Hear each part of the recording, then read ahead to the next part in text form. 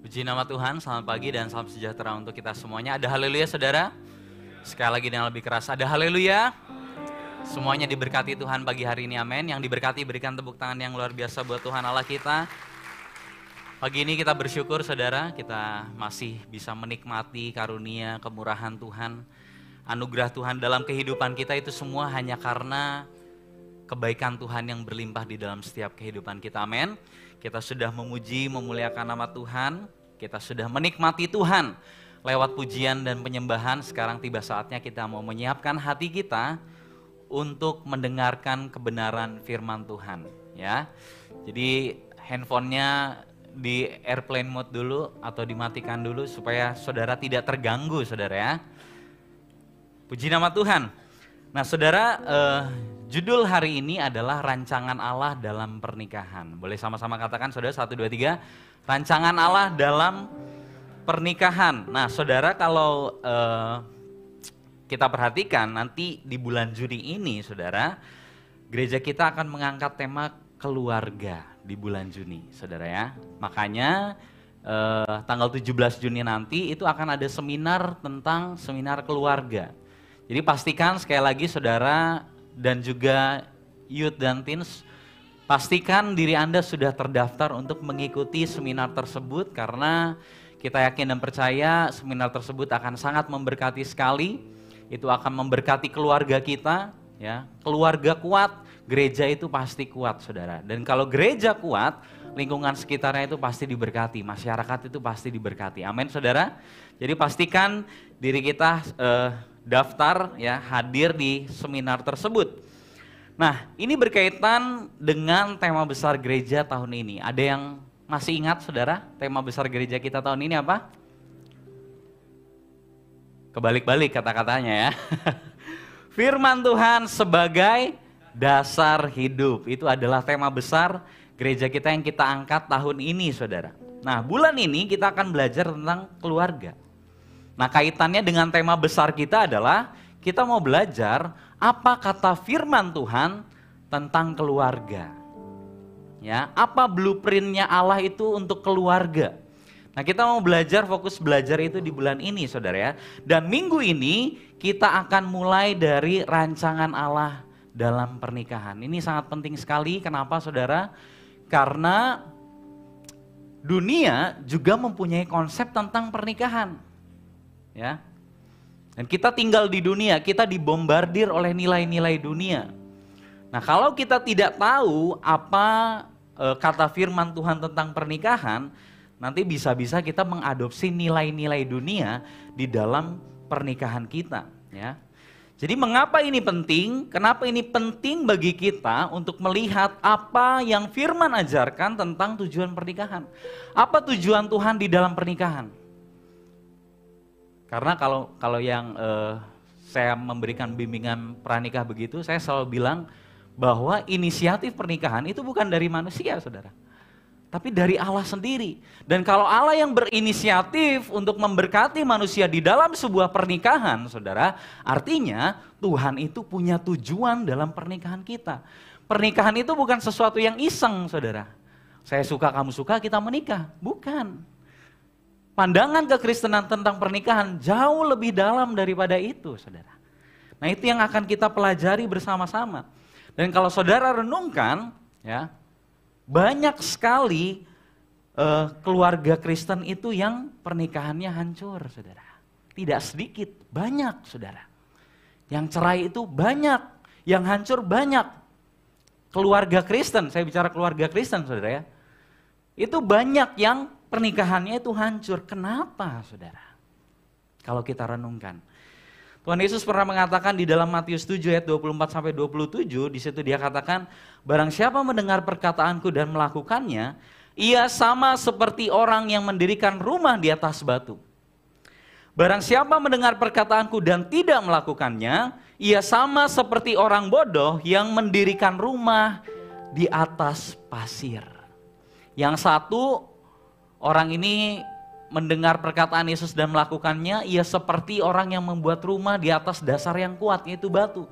Tapi yang satu, dengar firman Tuhan tapi tidak mau melakukan, itu seperti orang yang bikin rumah di atas pasir, rapuh, saudara. Kenapa ada banyak keluarga Kristen yang hancur, pernikahannya tidak berjalan dengan baik, saling menyakiti dan lain sebagainya? Kalau kita tarik akarnya saudara, karena ada banyak keluarga Kristen yang tidak menjadikan firman Tuhan sebagai dasar rumah tangganya. Saudara. Jadi jangan pernah berpikir firman Tuhan itu sesuatu yang remeh saudara. Tuhan Yesus katakan siapa mendengar dan melakukannya, kamu sama seperti orang bijak yang mendirikan rumah di atas batu. Tapi kalau kamu dengar firman Tuhan dan tidak melakukannya dalam kehidupanmu, dalam konteks ini rumah tangga kita, maka kamu seperti sedang membangun rumah tangga, tapi dasarnya pakai pasir. Kesenggol dikit jatuh saudara. Banyak orang meremehkan, gak usah firman Tuhan, gak usah rohanian, yang penting saya kerja, cari cuan, saya menghidupi keluarga saya cukup. Enggak cukup saudara. Kita harus mendirikan rumah tangga kita di atas kebenaran firman Tuhan. Nah banyak pernikahan tidak berjalan itu karena banyak sekali pasangan-pasangan Kristen yang tidak menjadikan firman Tuhan sebagai pedoman hidupnya, menjadikan firman Tuhan sebagai kehidupannya saudara. Banyak keluarga Kristen yang tahu firman tapi tidak mau melakukannya. Dan Tuhan Yesus katakan, barang siapa mendengar firman Tuhan tapi tidak melakukannya, yang bilang Tuhan Yesus bukan saya. Jadi kalau saudara tersinggung, protesnya sama Tuhan Yesus. Tuhan Yesus bilang apa? Ia seperti orang bodoh yang mendirikan rumah di atas pasir, saudara.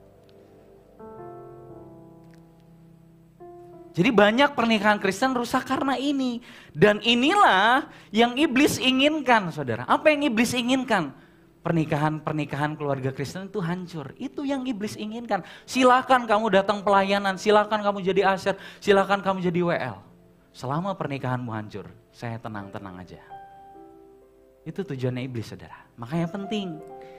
Iblis bekerja di dalam perzinahan, perselingkuhan dalam rumah tangga, kekerasan rumah tangga, kepahitan anak kepada orang tua. Pernah nggak saudara bertanya-tanya, kenapa iblis bekerja 24 jam seminggu untuk menghancurkan pernikahan orang Kristen? Ada yang tahu kenapa saudara? Karena Tuhan punya rencana yang besar lewat pernikahan Kristen. Amin saudara. Ada sesuatu yang ingin Tuhan capai lewat pernikahan kita. Makanya tadi saya katakan pernikahan Kristen itu sesuatu yang sakral dan sangat kudus saudara. Tapi dunia menawarkan sesuatu yang lain. Menikah itu supaya kamu bisa melakukan hubungan seks secara legal. Jadi rendah sekali nilainya dunia. Dan banyak orang Kristen yang mengadopsi nilai itu saudara. Makanya penting bagi kita untuk belajar. Ya. Ajaran dunia tentang pernikahan. Pernikahan itu supaya kamu bisa berhubungan seks secara legal. Sebatas itu aja. Atau pernikahan itu untuk memperbaiki keturunan. Sering dengar kan saudara? Itu nilai dunia. Tapi banyak orang Kristen yang mengambil dan mengamini nilai itu saudara. Menikah itu supaya ekonomi kita semakin mapan. Karena mungkin pasangannya mapan. Bukan karena cinta, bukan karena Tuhan, bukan. Ini dasar yang sangat lemah sekali. Makanya tujuan kita belajar ini adalah kita berdoa supaya banyak keluarga Kristen atau supaya banyak pernikahan Kristen itu dipulihkan. Amin saudara? Sedikit amin ya. Amin saudara? Amin saudara. Kita berdoa supaya semakin banyak keluarga Kristen yang benar-benar paham tujuan Tuhan di dalam sebuah pernikahan. Dunia mengajarkan sesuatu yang lain.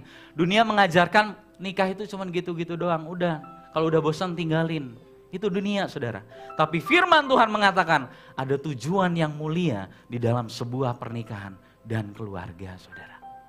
Ya, saya punya sebuah ilustrasi saudara sebelum kita baca ayat pokok kita. Ada 2 buah bangunan. Ada yang tahu sebelah kiri itu bangunan apa saudara? Menara Pisa ya. Yang sebelah kanan itu menara Eiffel. Nah, kenapa menara yang sebelah kiri itu miring saudara? Karena ada sesuatu yang salah dengan fondasinya saudara. Betul ya? Nah yang sebelah kanan fondasinya itu kuat. Jadi bangunannya itu tegak berdiri saudara. Ketika kita membangun sebuah bangunan yang paling penting adalah fondasinya. Kalau fondasinya lemah, bangunannya pasti nggak kuat untuk menopang, saudara. Sama di dalam pernikahan. Ketika fondasi di dalam pernikahan kita lemah, ketika fondasi di dalam pernikahan kita bukan firman Tuhan, saya pastikan pernikahan kita goyang pasti. Pasti saudara. Ya. Pertanyaannya pagi hari ini, bangunan yang mana yang menggambarkan pernikahan kita sekarang? Jawab dalam hati aja saudara. Ya. Yang sebelah kiri yang lagi miring atau yang tegak berdiri karena kita menjadikan firman Tuhan sebagai dasar dari pernikahan kita saudara. Ya. Kekuatan rumah tangga bergantung dari fondasi apa yang kita taruh untuk membangun rumah tangga kita. Ada amin saudara? Fondasi apa yang kita taruh? Nilai dunia atau firman Tuhan saudara? Itu kita yang pilih sendiri karena kita yang membangun rumah tangga kita saudara. Ya. Nah kita akan melihat Kejadian pasal 1 ayat 26 sampai 28. Kalau nggak keberatan kita bangkit berdiri sekali lagi saudara. Kita mau baca bersama-sama. Kejadian pasal 1 ayat 26 sampai ayat 28. Kita baca bersama-sama dengan suara yang sangat keras saudara ya. Demikian bunyi firman Tuhan 1, 2, 3. Berfirmanlah Allah, baiklah kita menjadikan manusia menurut gambar dan rupa kita, supaya mereka berkuasa atas ikan-ikan di laut dan burung-burung di udara, dan atas ternak dan atas seluruh bumi, dan atas segala binatang melata yang merayap di bumi. Maka Allah menciptakan manusia itu menurut gambarnya. Menurut gambar Allah diciptakannya dia. Laki-laki dan perempuan diciptakannya mereka. Allah memberkati mereka, lalu Allah berfirman kepada mereka, beranak cuculah dan bertambah banyak. Penuhilah bumi dan taklukkanlah itu, berkuasalah atas ikan-ikan di laut dan burung-burung di udara, dan atas segala binatang yang merayap di bumi. Puji nama Tuhan, silakan duduk. Berbahagialah mereka yang mendengarkan dan melakukan firman Tuhan dalam kehidupannya, saudara ya. Nah ini adalah ayat pokok kita tentang penciptaan. Nah kalau saudara ingin mengetahui desain dari Allah menciptakan segala sesuatu, itu kita lihatnya di kitab Kejadian, saudara. Kitab Kejadian pasal 1 dan 2. Nah, dua pasal ini menceritakan tentang bagaimana Allah menciptakan langit dan bumi, serta segala isinya termasuk manusia. Dan Allah katakan ketika dia menciptakan semua ini, Allah mengatakan apa? Semuanya itu baik, teramat sangat baik. Pasal 1 dan pasal 2 itu belum ada dosa masuk, saudara. Ya. Jadi kalau kita ingin melihat grand design-nya Tuhan, kalau kita ingin melihat tujuannya Tuhan, kenapa Tuhan menciptakan bumi ini, rancangannya seharusnya seperti apa, itu kita lihat di Kejadian pasal 1 dan pasal 2, saudara. Ya, biasanya kalau di ibadah-ibadah penghiburan saya selalu katakan, ya, Tuhan itu nggak pernah menciptakan kematian. Ya, itu bukan rancangannya Tuhan. Di dalam Kejadian pasal 1 dan 2, maut itu belum ada, saudara. Artinya maut dan kematian itu bukan bersumber dari Tuhan. Karena rancangan Tuhan tidak seperti itu. Ya. Jadi intinya kalau kita ingin melihat apa yang menjadi gambaran besar Tuhan di dalam ciptaan, kita harus melihat Kejadian pasal 1 dan pasal 2. Dan di sini kita melihat bagaimana Allah itu menjadikan manusia. Ya. Di ayat 26 kita perhatikan, di situ firman Tuhan katakan, baiklah kita menjadikan firman Tuhan menurut gambar dan rupa kita. Di ayat 27 diulang lagi, maka Allah menciptakan manusia itu menurut gambarnya, menurut gambar Allah diciptakannya dia. Nah pertanyaannya pagi hari ini adalah apa maksud dari manusia itu diciptakan segambar dan serupa dengan Allah? Kalau saudara perhatikan, ya, ini bahkan sampai diulang 2 kali. Bahwa manusia itu diciptakan segambar dan serupa dengan Allah. Manusia tidak diciptakan segambar dan serupa dengan monyet, enggak saudara. Ya, ada alasannya kenapa hal ini, frasa ini dijadikan segambar dan serupa dengan Allah itu sampai ditekankan sampai 2 kali. Ya.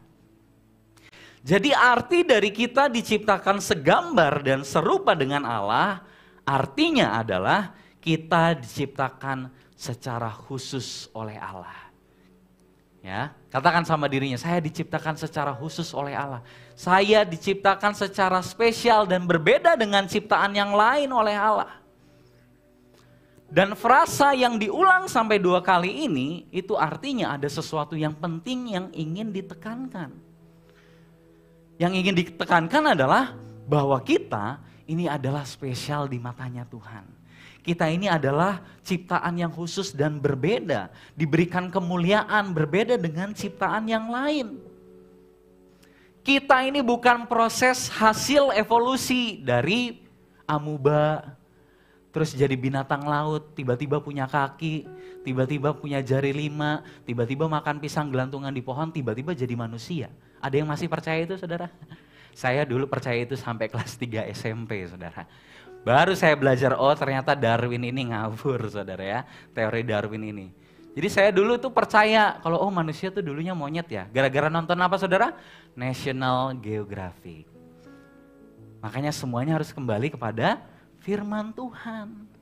Dunia ini ingin mengajarkan kita, di dunia ini tuh gak ada Tuhan. Hidup aja sebebas-bebasnya. Kita itu cuma dari amuba.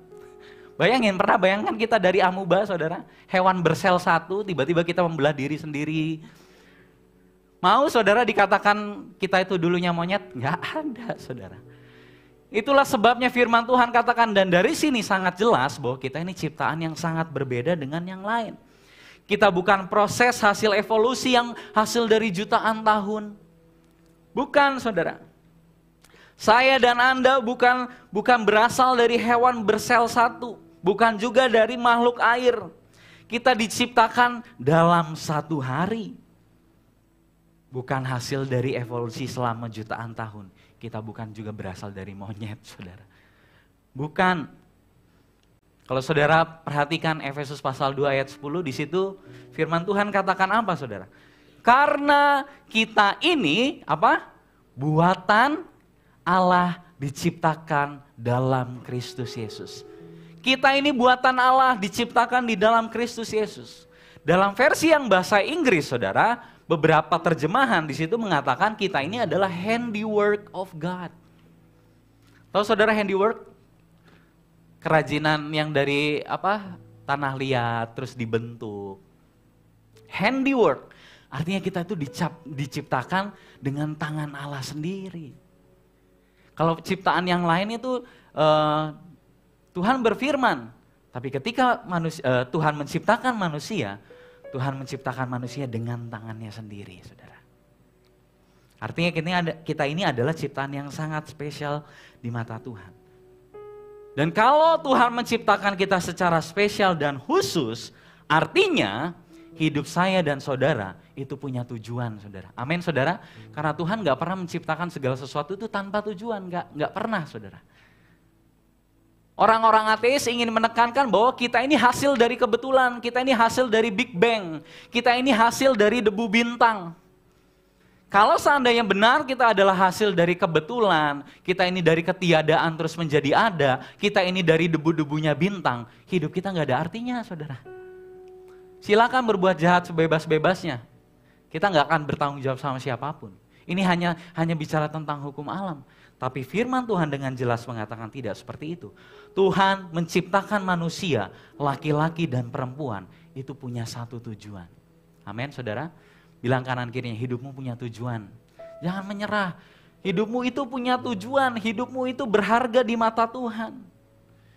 Daud bahkan pernah menulis, Tuhan itu menenun kita di dalam kandungan ibu kita. Sidik jari manusia nggak ada yang sama, saudara. Ya. Jadi kita ini spesial di mata Tuhan, ya. Itu artinya diciptakan segambar dan serupa dengan Allah. Ya. Kita bukan hasil proses evolusi selama jutaan tahun, bukan, saudara. Ya. Nah, kemudian, ya, yang kedua, firman Tuhan di situ katakan ayat 27, saudara, maka Allah menciptakan manusia itu menurut gambarnya. Menurut gambar Allah diciptakannya dia. Dia ini siapa? Laki-laki dan perempuan diciptakannya mereka. Ya. Laki-laki dan perempuan diciptakannya mereka. Nah, di bagian ini, saudara, saya ingin menciptakan urutan dari penciptaan, saudara. Siapa yang pertama kali diciptakan? Laki-laki ya, Adam. Nah, urutannya jelas, saudara. Laki-laki dan perempuan diciptakannya dia. Laki-laki diciptakan terlebih dahulu, baru perempuan. Ya, kalau saudara mau baca di Kejadian pasal 2, di situ ada detailnya tentang penciptaan manusia. Ya, jadi pasal 1 ini bicara tentang keseluruhannya. Nah, pasal 2 itu berbicara detail bagaimana Allah itu menciptakan manusia laki-laki dan perempuan. Dan kalau saudara perhatikan di Kejadian pasal yang kedua, yang terlebih dahulu diciptakan adalah laki-laki, saudara. Diciptakan dari debu dan tanah, kemudian Tuhan menghembuskan nafas kehidupan. Sehingga manusia itu menjadi makhluk yang hidup. Artinya kita ini tergantung sama Tuhan loh, saudara. Ya, tanpa Tuhan kita tidak hidup. Ya.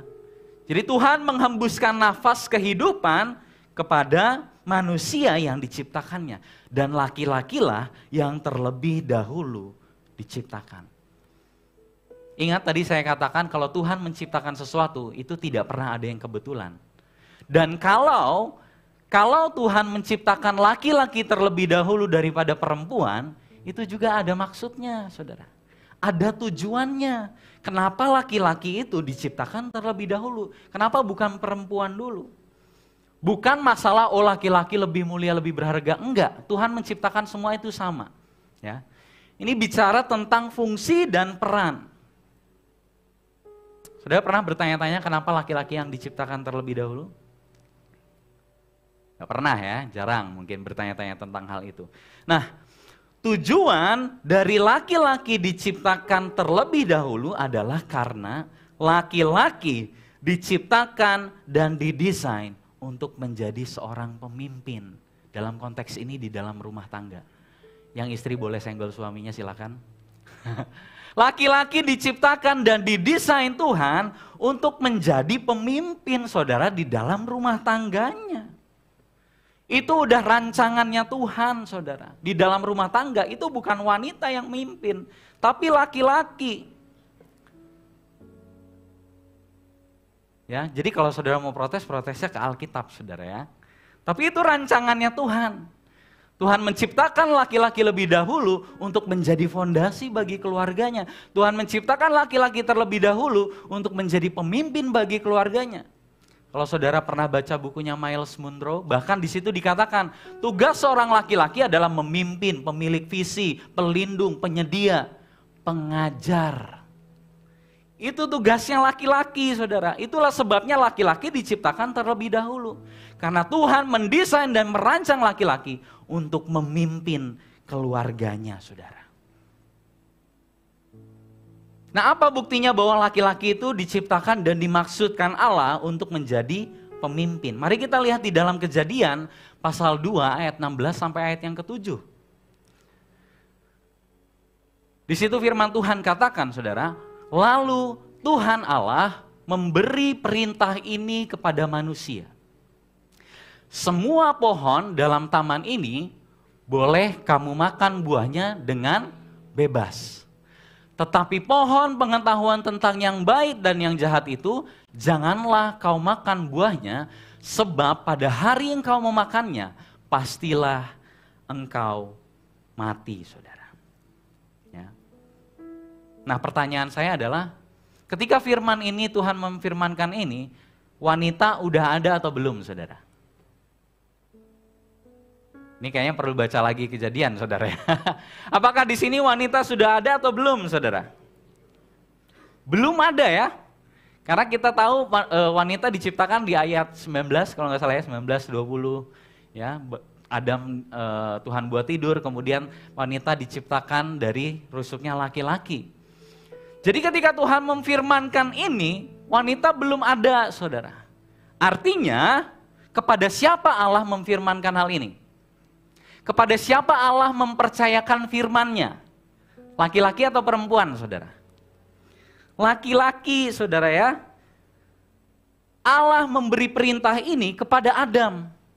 Allah tidak memberi perintah ini kepada Hawa. Artinya apa, saudara? Adamlah yang bertanggung jawab untuk mengajarkan firman Tuhan kepada Hawa. Sekali lagi saudara ya. Laki-lakilah yang bertanggung jawab untuk mengajarkan firman Tuhan kepada istrinya. Bukan kebalik saudara. Bukan istrinya yang ngajarin suaminya firman Tuhan. Tugas laki-laki itu mengajarkan firman kepada keluarganya saudara. Tapi sekarang kebalik saudara ya. Kebanyakan perempuan yang istri-istrinya yang ngajarin firman Tuhan. Makanya saya waktu di bimbingan pranikah saudara, saya selalu bilang yang ke laki-lakinya. Ingat ya, laki-laki itu yang harus ngajarin firman Tuhan. Bukan istrinya. Laki-laki yang harus lebih paham firman Tuhan. Amin laki-laki. Haleluya. Oh haleluya. Silakan sekali lagi senggol suaminya saudara. Laki-lakilah yang harusnya mengajarkan firman Tuhan. Sekali lagi saya mau tegaskan saudara. Kepada istri dan anak-anaknya. Firman Tuhan ini enggak dikasih kepada Hawa. Enggak. Kepada Adam. Dan Adamlah yang bertanggung jawab. Makanya tadi saya katakan ya. Bahwa salah satu peran laki-laki itu mengajarkan firman Tuhan saudara. Yang harusnya lebih hafal banyak ayat itu laki-laki saudara. Tapi sekarang ini kita lihat. Kaum wanita sama kaum pria lebih banyak mana saudara? Kaum wanita bisa sampai lantai atas saudara ya. Bahkan mungkin nanti satu saat nanti sampai lantai 4 kaum wanita saudara. Tapi kaum pria sedikit saudara. Padahal Tuhan bilang rancanganku pemimpin itu di dalam rumah tangga itu laki-laki. Tuhan bilang ajarin ya sama istrimu ya. Semua pohon dalam taman ini boleh kamu makan. Kecuali di tengah itu. Kamu yang kasih tahu. Itu firman Tuhan, itu rancangan Tuhan di dalam sebuah pernikahan. Laki-laki didesain untuk menjadi seorang pemimpin, saudara. Amin, suami. Amin ya. Yang lagi bujang siap-siap ya, harus banyak belajar firman Tuhan karena harus ngajarin keluarganya, saudara ya. Nah, apa buktinya lagi bahwa laki-laki itu diciptakan sebagai seorang pemimpin? Kita lihat Kejadian pasal 3 ayat 17 saudara. Nah, yang laki-laki aja ya. Mari kita baca ayat ini sama-sama dengan suara yang sangat lantang dan yakin saudara. 1, 2, 3. Lalu firman-Nya kepada manusia itu, karena engkau mendengarkan perkataan istrimu dan memakan dari buah pohon yang telah kuperintahkan kepadamu, jangan makan daripadanya, maka terkutuklah tanah karena engkau. Dengan bersusah payah engkau akan mencari rezekimu dari tanah seumur hidup. Ayat ini gak bilang, bukan terus suami, oh berarti benar saya gak usah dengerin istri saya. Bukan seperti itu saudara ya. Tapi kita harus lihat konteksnya. Nah, konteks ayat ini adalah ketika manusia pada akhirnya memberontak terhadap Tuhan. Tuhan suruh bilang jangan makan, tapi akhirnya manusia makan. Ya. Nah pada waktu itu yang memberikan buah itu kepada Adam adalah Hawa. Nah maksud dari ayat ini adalah, hey harusnya kamu yang ngajarin firman kepada istrimu. Tapi kenapa kamu ikut melanggar firman Tuhan dan tidak memberitahu istrimu bahwa ini adalah pelanggaran akan firman Tuhan. Kalau saudara perhatikan pasal 3 ayat 9 nanti baca ya. Di situ ketika manusia jatuh ke dalam dosa, Tuhan Allah masuk ke dalam ada di dalam Taman Eden. Dia mencari-cari manusia. Siapa yang dia cari pertanyaan saya saudara? Siapa yang Allah cari? Yang Allah cari Adam. Padahal yang makan duluan itu Hawa. Betul saudara ya? Artinya apa? Suamilah yang bertanggung jawab terhadap keluarganya. Sampai di sini suami-suami udah kepengen pulang nih ya. Aduh kok saya terus dari tadi ini gitu. Tenang saudara-saudara. Ini kan tapi firman Tuhan saudara ya. Suamilah yang bertanggung jawab atas keutuhan rumah tangganya saudara. Itu tugasnya suami. Ya. Dan di sini Allah meminta pertanggungjawaban kepada Adam. Kenapa? Karena Adam adalah pemimpinnya. Di mana-mana ketika ada sesuatu yang salah di dalam perusahaan, siapa yang dicari? Pemimpinnya, saudara. Pemimpinnya lah yang bertanggung jawab. Nah, kita laki-laki, suami, itu bertanggung jawab untuk mengajarkan firman Tuhan kepada keluarga kita. Ya, ini adalah bukti bahwa sejak semula rancangan Allah, desain Allah untuk laki-laki, untuk menjadi seorang pemimpin, menjadi fondasi, saudara. Laki-laki diciptakan untuk menjadi pemimpin. Yang laki-laki bilang, saya diciptakan untuk menjadi pemimpin. Ayo bilang, saya nggak berani langsung, saudara ya. Waduh, nanti suruh ngajarin Alkitab susah nih. Makanya belajar, saudara. Ya, pemuritan pertama itu kan keluarga, bukan di gereja, saudara. Pemuritan pertama itu di keluarga. Siapa yang memuridkan? Papanya. Ya. Jadi laki-laki diciptakan untuk menjadi pemimpin. Laki-laki diciptakan untuk menjadi fondasi bagi keluarganya. Nah, perhatikan saudara. Ketika laki-laki tidak menjalankan peran dan fungsinya sebagai fondasi dan pemimpin, apa yang terjadi? Keluarganya hancur, saudara. Ketika laki-laki tidak mempunyai visi untuk keluarganya, nggak ngerti harus ngapain, tidak bisa memimpin dengan baik, dia tidak bisa membawa bahtera rumah tangganya ini ke arah yang benar, saudara. Keluarganya hancur, dan ketika keluarga hancur, apa yang terjadi? Masyarakatnya hancur, saudara. Survei itu membuktikan, saudara. Ya, rata-rata di daerah yang kriminalnya itu tinggi, itu karena apa? Biasanya karena anak-anak yang broken home, yang sosok papanya itu tidak hadir di dalam kehidupan anak-anaknya. Itu survei dan itu fakta, saudara. Saudara tahu Indonesia adalah negara ketiga di dunia yang anak-anaknya itu fatherless. Tahu fatherless? Gak punya sosok ayah di dalam rumahnya. Atau ada ayahnya tapi ayahnya gak pernah hadir. Ayahnya sibuk HP-an terus, ayahnya sibuk sendiri, gak pernah nemenin anaknya. Akhirnya emosi anaknya gak stabil, saudara. Akhirnya apa yang terjadi? Keluarganya hancur. Ketika laki-laki tidak menjalankan firman Tuhan ini, memerankan peran dan fungsinya sebagai pemimpin, sebagai imam, pembawa visi, maka keluarganya itu hancur, saudara. Dan keluarga yang lemah, gereja pasti lemah. Pasti, saudara. Itulah sebabnya iblis selalu mengincar keluarga, saudara. Makanya tadi saya katakan, silakan pelayanan sebanyak-banyaknya. Selama keluargamu hancur, saya tenang-tenang aja, iblis bilang. Ya. Nah, jadi laki-laki diciptakan untuk menjadi pemimpin. Tapi zaman sekarang, saudara, terjadi kekacauan di dalam rumah tangga. Salah satu faktornya karena apa, saudara? Salah satunya adalah karena di rumah tidak jelas siapa pemimpinnya. Coba perhatikan keadaan rumah tangga kita. Siapa yang memimpin di sana? Siapa yang sering memberikan keputusan, saudara? Istri kah atau suami kah? Perhatikan, ini yang sedang dunia ajarkan. Ini nilai dunia, saudara ya. Oh, semua itu sama dan setara. Dalam artian perannya itu sama. Saya pemimpin, istri saya juga pemimpin. Pernah membayangkan 2 harimau di dalam satu gunung, saudara? Kacau, saudara ya. Dan itu nilai dunia, saudara. Itu sama sekali tidak alkitabiah, saya berani katakan. Itu sama sekali tidak alkitabiah. Rancangan Tuhan adalah laki-laki yang menjadi pemimpin, saudara. Oleh karena itu, hai laki-laki termasuk saya, saudara, jadilah pemimpin yang baik untuk keluarga kita. Dan ketika saya bilang laki-laki itu adalah pemimpin, saya tidak sedang bilang bahwa derajat laki-laki lebih tinggi, nggak bilang seperti itu. Firman Tuhan juga tidak bilang seperti itu, saudara. Ini bicara tentang fungsi dan peran di dalam sebuah ciptaan. Kita ini seperti sebuah tim dengan pasangan kita, yaitu istri kita, ya. Dan kita bekerja sama bagaimana caranya supaya keluarga kita ini bisa memenuhi tujuan Tuhan. Itu, saudara. Manusia diciptakan sama, laki-laki dan perempuan itu sama. Roh kan gak ada gendernya, betul saudara ya? Gak ada lebih tinggi laki-laki, lebih tinggi perempuan, itu gak ada, saudara. Semua sama setara di hadapan Tuhan. Tapi Tuhan menciptakan laki-laki sebagai pemimpin, saudara.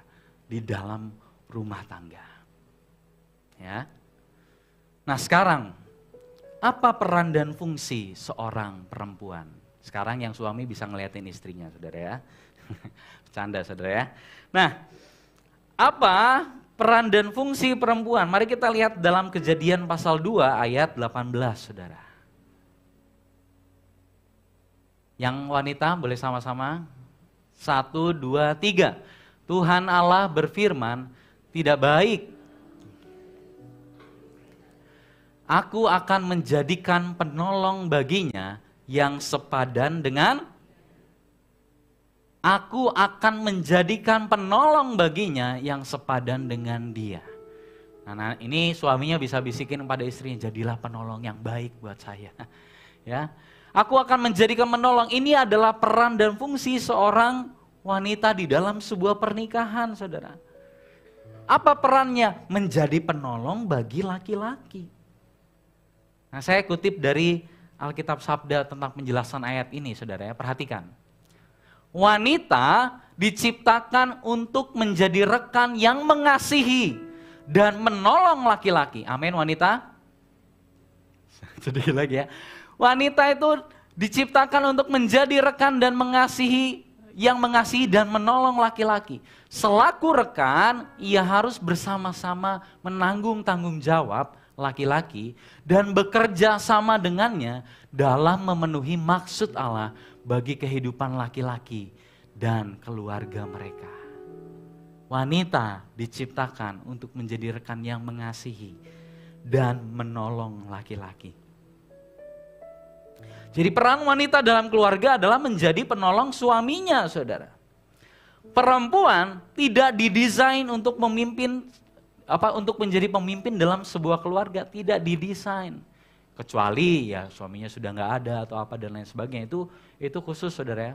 Tapi selama ada suami dan istri tidak pernah dirancang Allah untuk menjadi pemimpin dalam sebuah rumah tangga, nggak pernah, saudara. Jadi kalau saudara bertanya-tanya kenapa ya pernikahan saya kok kayaknya tidak berjalan dengan baik, jangan-jangan perannya ketukar, saudara. Wanitanya jadi pemimpin, laki-lakinya jadi penolong. Kebalik, saudara ya. Perempuan tidak didesain untuk menjadi pemimpin dalam keluarga. Yang harus memimpin adalah laki-laki. Suami dan istri bekerja sama dalam memenuhi tujuan Allah di dalam pernikahan dan keluarga mereka. Komentar ini bilang seperti itu.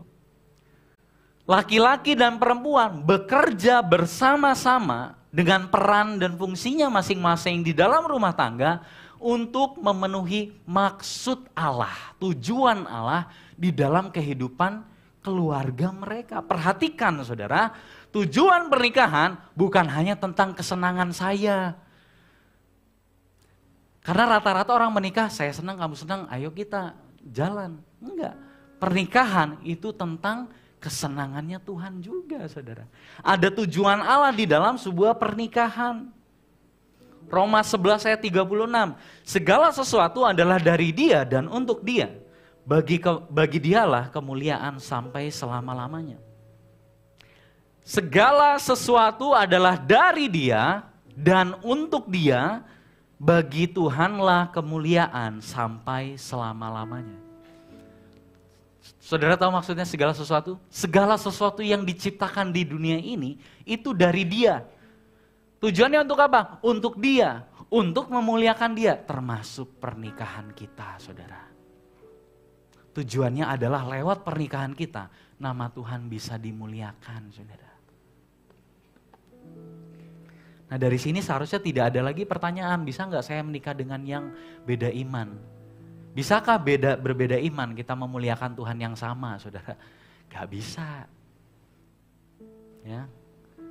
Firman Tuhan bilang orang tua harus menjadi pendidik untuk anak-anaknya. Bisa nggak kalau beda iman mendidik anak-anaknya untuk menyembah Tuhan yang benar? Gak bisa karena Tuhannya aja beda, saudara. Ya.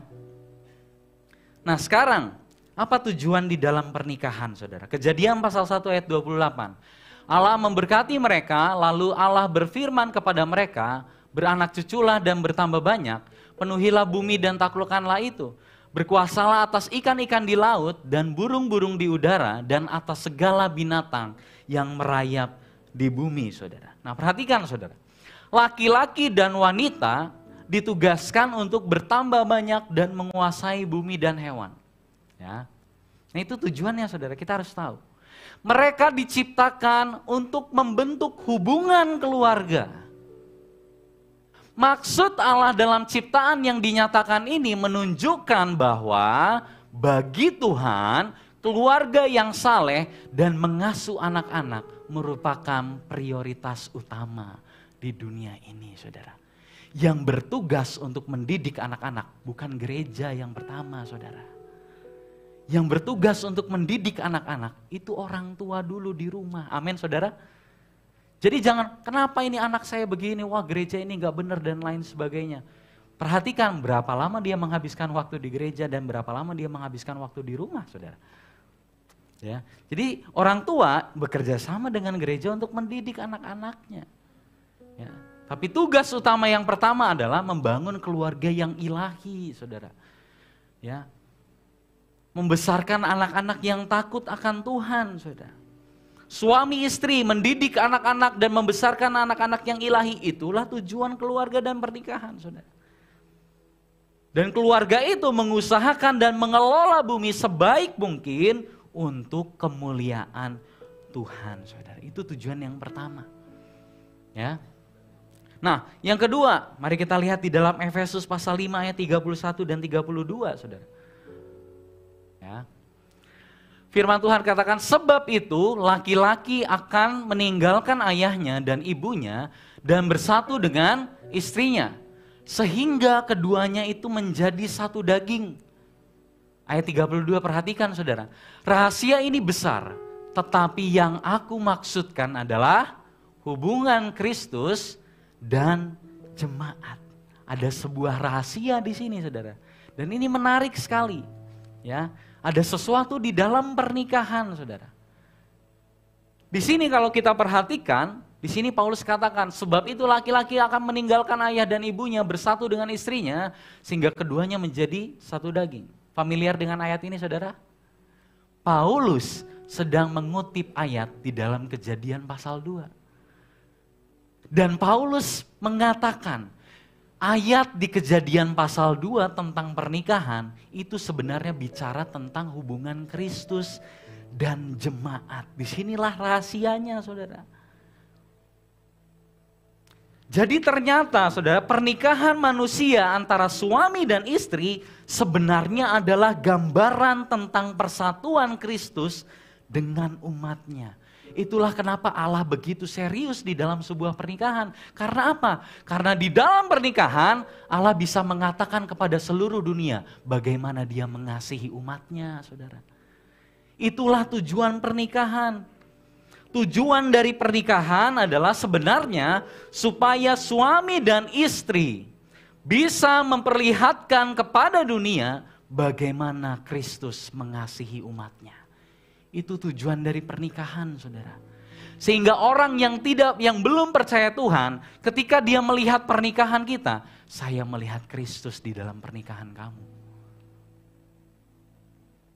Di dalam pernikahan kita bersama-sama suami dan istri, kita bilang, mari kita tunjukkan kepada dunia seperti apa Kristus mengasihi umatnya. Karena Tuhan itu nggak kelihatan, yang kelihatan itu kita representatif Allah, saudara. Tapi sayangnya banyak sekali pernikahan yang tidak mencerminkan kasih Kristus. Suami mukul istrinya, istri nggak hormat sama suaminya. Waktu orang yang tidak percaya lihat pernikahan Kristen, kok gini ya pernikahan Kristen? Tidak mencerminkan kasih Kristus kepada umatnya, saudara. Jadi sekali lagi tujuan dari pernikahan adalah supaya suami istri bisa memperlihatkan kepada dunia bagaimana Kristus mengasihi umatnya. Ya. Bagaimana Kristus mengasihi umatnya, saudara? Kristus memberikan nyawanya, Kristus memberikan hidupnya untuk umatnya. Sama seperti suami. Ya. Suami mengasihi istri, suami harus memberikan hidupnya untuk keluarganya, memberikan nyawanya bagi keluarganya, saudara. Dengan cara begitulah orang lain bisa melihat Kristus di dalam pernikahan Kristen. Itulah sebabnya di ayat ini, saudara, Paulus tuh sebenarnya ingin mengatakan, jangan tiru budayanya dunia. Dunia bilang pernikahan itu untuk ya cuman beranak pinak aja udah, untuk memuaskan hawa nafsu udah. Dunia sedang apa ya? Sedang memberikan sebuah gambaran dengan nilai yang sangat rendah sekali tentang pernikahan. Tapi di dalam iman Kristen, pernikahan ini adalah sesuatu yang sangat mulia, saudara. Jadi tujuannya adalah supaya ketika orang lain melihat pernikahan kita, mereka bisa melihat kasih Kristus kepada umatnya. Nah, sudahkah pernikahan kita mencerminkan kasih Kristus? Sudahkah kita ketika memperlakukan istri kita, istri memperlakukan suaminya, sudahkah mencerminkan kasih Kristus? Ketika orang tua memperlakukan anak-anaknya, sudahkah kita mencerminkan kasih Kristus di sana, saudara? Ya. Perhatikan saudara, sejak semula Allah menetapkan pernikahan dan kesatuan keluarga sebagai lembaga pertama dan paling penting di bumi. Ini tafsirannya dari Alkitab Sabda, saudara. Rencana Allah bagi pernikahan adalah satu orang laki-laki dan satu orang wanita yang menjadi satu daging. Bukan 2 istri, 3 istri, 4 istri, enggak saudara. Dalam pernikahan satu-satu. Sejak semula Allah menetapkan bahwa pernikahan tujuannya adalah kesatuan keluarga. Dan inilah yang paling penting, suami dan istri menjadi satu daging. Itulah sebabnya di dalam kekristenan gak boleh hubungan seks di luar nikah, itu gak boleh. Itu sangat kudus sekali, itu hanya untuk yang sudah diberkati saudara. Karena apa? Ketika orang melakukan persetubuhan, dia menjadi satu daging saudara. Sebegitu pentingnya dan kudusnya pernikahan di hadapan Tuhan. Tapi dunia melihat pernikahan itu sesuatu yang remeh, kawin kontrak lah dan lain sebagainya. Merendahkan nilai dan rancangan Tuhan.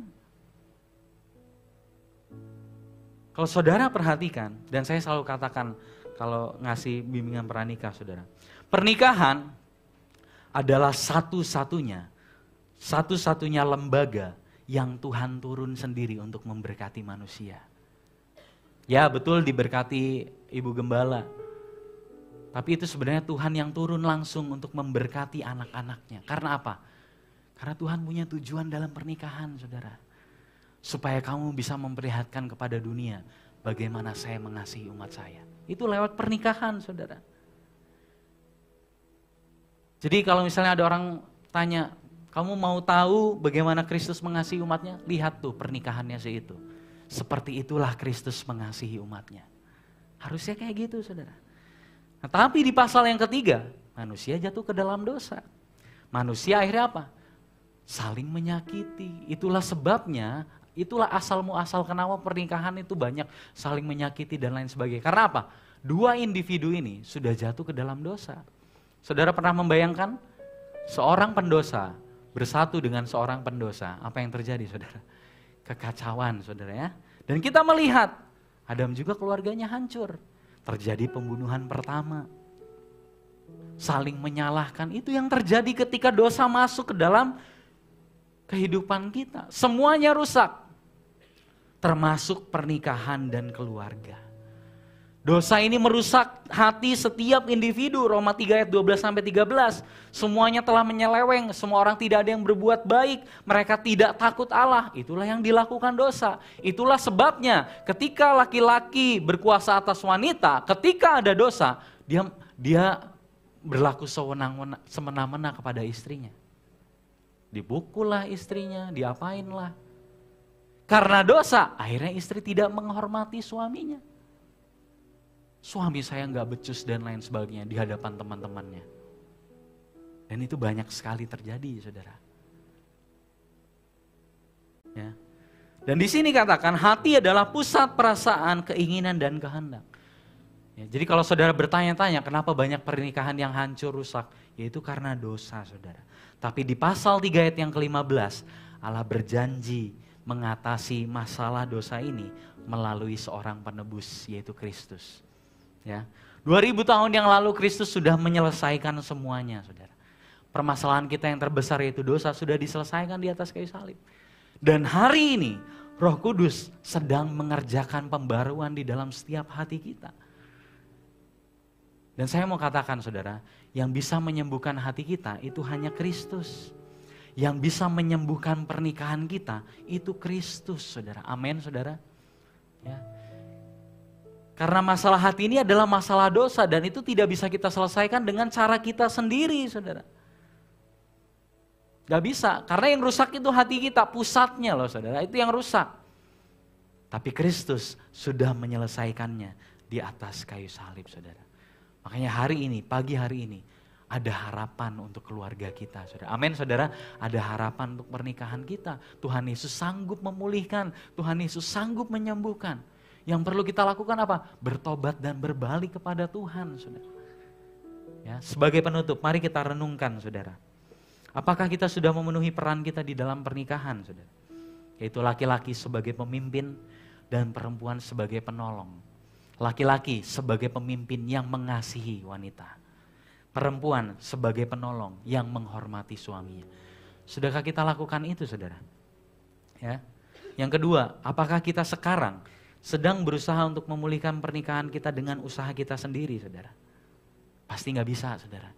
Karena apa? Masalah di dalam pernikahan itu masalah hati. Hati kita yang sudah rusak. Hati yang rusak nggak bisa diusahakan sendiri. Itu butuh kasih karunia Tuhan, saudara. Mari kita renungkan, pandang salib Kristus, dosa sudah diselesaikan, saudara. Tuhan Yesus meninggalkan sorga untuk masuk ke dalam pernikahan terburuk, yaitu apa? Mengasihi kita, saudara. Itu adalah pernikahan terburuk yang mungkin Tuhan Yesus pernah alami, mengasihi manusia berdosa seperti saya dan saudara. Ya, supaya apa? Supaya kita di dalam keadaan terburuk kita bisa mengalami penyertaan Tuhan dalam kehidupan kita. Amin. Masih ada harapan, saudara. Kemurahan Tuhan masih terbuka sampai saat pagi hari ini. Mari kita datang kepada Tuhan, memohon pertolongan dan bimbingan Tuhan. Amin. Mari kita bangkit berdiri.